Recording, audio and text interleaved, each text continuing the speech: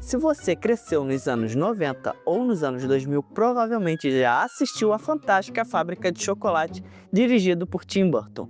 E vamos ser sinceros, quando a gente viu esse filme pela primeira vez, a reação foi quase sempre a mesma, do tipo, caramba, que fábrica incrível, eu queria muito ir pra lá. Chocolates para todos os lados, invenções malucas, rios de doces, salas gigantes, pareceu o sonho de qualquer criança. Só que existe um detalhe que muita gente não percebeu quando viu esse filme pela primeira vez.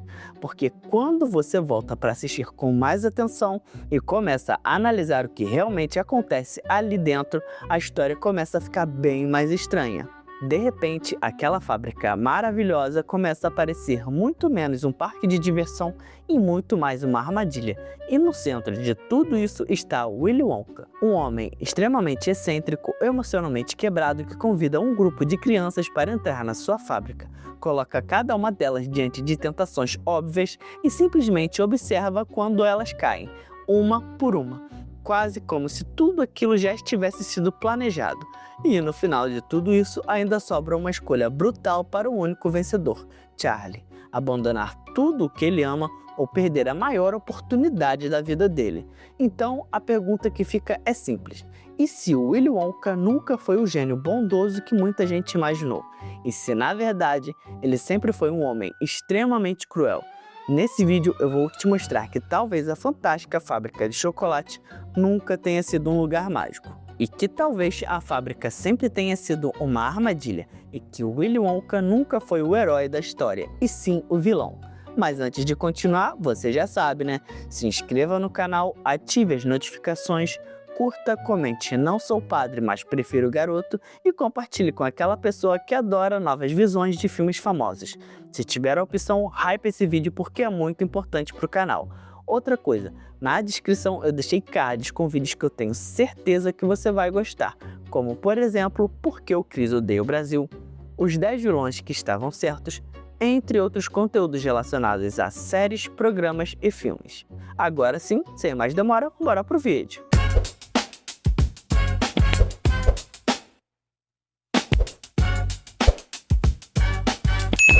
O falso conto de fadas. Quando você pensa em A Fantástica Fábrica de Chocolate, qual é a primeira imagem que vem à sua mente? Rios de chocolate? Doces infinitos? Um homem excêntrico realizando o sonho de 5 crianças de sorte? Se você cresceu assistindo a versão de 2005 dirigida por Tim Burton e estrelada por Johnny Depp, é bem provável que você tenha sido enganado por um dos maiores truques de ilusionismo do cinema moderno. Nós fomos condicionados a ver Willy Wonka como um gênio recluso e incompreendido. Mas e se eu te disser que se tirarmos as cores saturadas e os números musicais extravagantes, o que sobra é uma anatomia de um sociopata? E se a fábrica de chocolate não for um parque de diversões, mas sim uma câmara de castigos meticulosamente projetada, um purgatório onde crianças são atraídas para serem punidas por seus pecados? Hoje vamos revisitar o filme de 2005 sob uma nova ótica. Esqueça a magia, vamos analisar as evidências clínicas, os traumas de infâncias e premeditação sádica e o porquê Charlie Bucket não foi escolhido assim por ser simplesmente um bom garoto, mas sim por ser o alvo perfeito para a manipulação mental de um homem que perdeu qualquer traço de humanidade. Prepare-se porque o bilhete dourado, na verdade, era uma sentença. A origem do sociopata, o trauma de Willy Wonka. Para entender o monstro, precisamos entender o criador. A versão de Tim Burton adiciona uma camada que não existe no livro original e nem no filme de 1971, que é o passado de Willy Wonka. O pai de Willy, Dr. Wilbur Wonka, era o dentista mais famoso da cidade, mas ele não era apenas rigoroso, ele era abusivo. O aparelho ortodôntico que o pequeno Willy usava não era um tratamento médico, era uma alegoria visual de uma jaula, uma prisão mental que o impedia de sorrir e de falar direito. Quando Wilbur joga os doces de Willy na lareira de propósito, ele não está ensinando sobre saúde bucal, ele está destruindo a alegria de uma criança na frente dela. Isso cria uma ruptura psicológica irreversível. Willy foge de casa, ele passa a vida construindo um império baseado naquilo que lhe foi negado, o doce. Mas aqui está o ponto crucial. Wonka não cria doces para espalhar felicidade. Ele os cria como um ato de vingança contínua contra a figura paterna e o conceito conceito de família. Observe o comportamento de Wonka adulto. Ele tem flashbacks paralisantes, ele tem aversão física ao toque, ele literalmente engasga toda vez que tenta pronunciar a palavra paz. Ele exibe que a psicologia chama de transtorno de personalidade antissocial. Ele é charmoso, mas de uma forma ensaiada. Ele lê suas falas de boas-vindas em cartões porque não sabe interagir naturalmente. Ele não tem empatia e principalmente sente o prazer sádico no sofrimento alheio. A fábrica é o refúgio onde ele tem o controle absoluto, algo que ele nunca teve na infância. E ele estava pronto para usar esse controle. A isca e a premeditação. Não houve acidente. A narrativa nos diz que os bilhetes foram distribuídos aleatoriamente, mas vamos olhar as evidências empíricas da fábrica, como a logística funcionou perfeitamente para punir cada criança. Pense nos Umpa-Lumpas. Quando cada criança sofre seu acidente, os Umpa-Lumpas já têm uma música pronta, uma coreografia perfeitamente ensaiada, figurinos, iluminação, letras que citam nomes exatos da criança e o seu defeito moral. Você acha mesmo que eles improvisaram um musical da Broadway em 30 segundos, enquanto cada uma dessas crianças estava sendo sugada por um tubo? É claro que não. Wonka não os convidou a um passeio, ele os atraiu para um abatedouro moral. Embora ele soubesse que a sorte poderia colocar um bilhete na mão de qualquer um, ele projetou as regras do jogo para que os mais vorazes e obsessivos fossem os primeiros a cair na rede. Ele não queria apenas sucessores, ele queria alvos. Ao olhar para aquele grupo, ele viu um glutão, uma mimada, uma competidora arrogante e um antissocial violento. Wonka já tinha o veredito em mãos. Ele sabia exatamente quem sobraria. Mas aqui entra a parte mais obscura da sua estratégia. O foco nunca foram os que se foram, mas sim quem ficou. Wonka decidiu quebrar Charlie Bucket moralmente. Ao longo de todo o percurso, ele forçou Charlie a testemunhar a aniquilação de seus pares, um por um. O objetivo era, claro, mostrar a Charlie o quanto ele era especial por estar sozinho, para depois tentar comprá-lo. Wonka queria que Charlie visse a fábrica não como um lugar de doces, mas como uma recompensa por ter renunciado à sua humanidade e à sua empatia pelos outros. Para Wonka, todos ali eram cobaias de um teatro de horrores. O passeio não era uma visita guiada, era uma execução pública de caráter, onde Willy Wonka atuava como juiz, júri e carrasco, a queda dos participantes dos 4 pecados. Vamos analisar cada acidente. Observe que em nenhum momento Wonka tenta de fato salvar as crianças. Seus avisos são sempre sussurrados, apáticos e desprovidos de urgência, do tipo: "Oh não, pare, volte." Ele diz com a mesma emoção de quem lê a lista de compras do supermercado. 1. Augustus Gloop, o guloso. A primeira sala foca em Augustus, a representação da gula desenfreada. O castigo dele é desenhado de forma incrivelmente irônica. Ele é punido pelo seu objeto de desejo. Ele cai no rio de chocolate e é quase afogado, e em seguida é sugado por um cano industrial.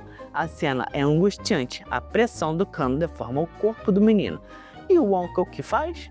Piadas sobre o gosto do chocolate e se Augustus for misturado com ele. E a punição final, ele sai da fábrica coberto de chocolate. Violet Burgard e o body horror da soberba.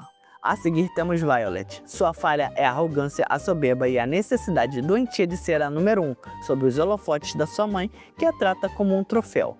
Na sala de invenções, Wonka convenientemente mostra o chiclete inacabado. Ele sabia que a competitividade dela a faria pegá-lo. O castigo de Violet é o puro body horror, ou o horror corporal.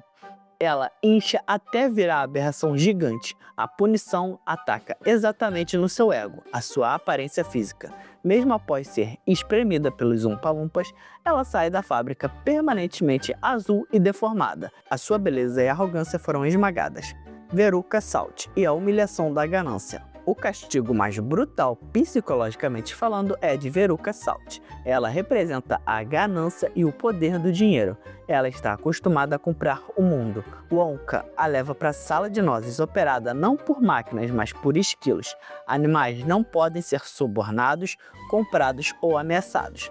Quando ela tenta pegar uma força, os esquilos a atacam, imobilizam-na e batem na sua cabeça, julgando-a a nós como estragada. Isso é uma humilhação suprema. A garota rica e intocável é arrastada por roedores e jogada no incinerador de lixo como se ela fosse arrastando seu pai, impotente junto com ela. É um castigo que destrói não só o corpo, mas o status social. Mike Teavee e o castigo da ira, apatia e arrogância intelectual. Por fim, Mike Teavee. Ele representa a ira, a apatia e a arrogância intelectual. Ele se acha mais inteligente que o Wonka e que a própria física. Na sala de televisão, ele desafia o Wonka e se teletransporta. O castigo? Seu ego inflado é encolhido a poucos centímetros de altura. Mas o verdadeiro castigo vem na solução de Wonka. Para consertá-lo, Wonka não usa ciência. Ele o envia para uma máquina de puxar caramelo. Mike é esticado como uma máquina de dor medieval disfarçada de equipamento de confeitaria.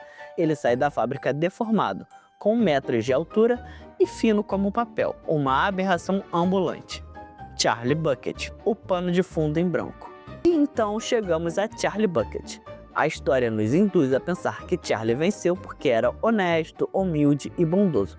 Mas através da lente do nosso Wonka sociopata, o motivo é muito mais obscuro. Charlie não tinha vícios extravagantes porque ele vivia na extrema pobreza. Ele não tinha nada. Para o Wonka, Charlie não era especial. Ele era um quadro branco, um garoto maleável. O Wonka olhou para Charlie e não viu um sucessor. Ele viu uma massa de modelar mental. Alguém que não questionava, que apenas observava passivamente as outras crianças serem mutiladas sem expressar nenhum horror absoluto. Mas a sociopatia de Wonka cometeu um erro de cálculo. O prêmio final de Wonka exigia que Charlie abandonasse sua família. Na mente doente de Wonka, os laços familiares são tóxicos e limitantes. Ele queria isolar Charlie da mesma forma que ele próprio se isolou. Quando Charlie diz "não troco minha família por chocolate nenhum", isso dá um curto-circuito na mente de Wonka. É um conceito tão alienígena para um sociopata que ele entra em depressão profunda. A fábrica para de produzir e ele não entende como o controle mental falhou. No fim, a resolução do filme não é o Wonka salvando Charlie da pobreza.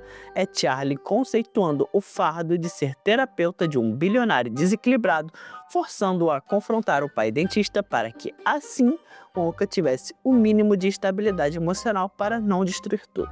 Conclusão, o verdadeiro gênero do filme. A versão de Tim Burton de A Fantástica Fábrica de Chocolate é no seu núcleo um suspense psicológico com a estética gótica. É um estudo de caso sobre como o trauma infantil, aliado a um poder financeiro incalculável e ao isolamento, pode criar uma divindade cruel. A fábrica nunca foi feita para fabricar doces. Ela foi feita para punir um mundo que Wonka desprezava e para punir os pais que estragaram seus filhos, repetindo o ciclo de dor que ele mesmo sofreu nas mãos do Dr. Wilbur. Da próxima vez que você assistir a esse filme, tire o volume das músicas engraçadas. Olhe para os olhos de Johnny Depp. Olhe para o desespero das crianças. Você não vai ver um fabricante de chocolate. Você vai ver o mestre do jogo mais cruel já disfarçado de filme infantil. E você? E se encontrasse o bilhete dourado para ir para essa fábrica? Você teria coragem de ir sabendo o preço que ela cobra? Deixe aqui nos comentários qual desses 4 castigos você achou mais sádico. Não se esqueça de se inscrever no canal e ativar as notificações. Curtir e hypar o vídeo também, se tiver essa opção.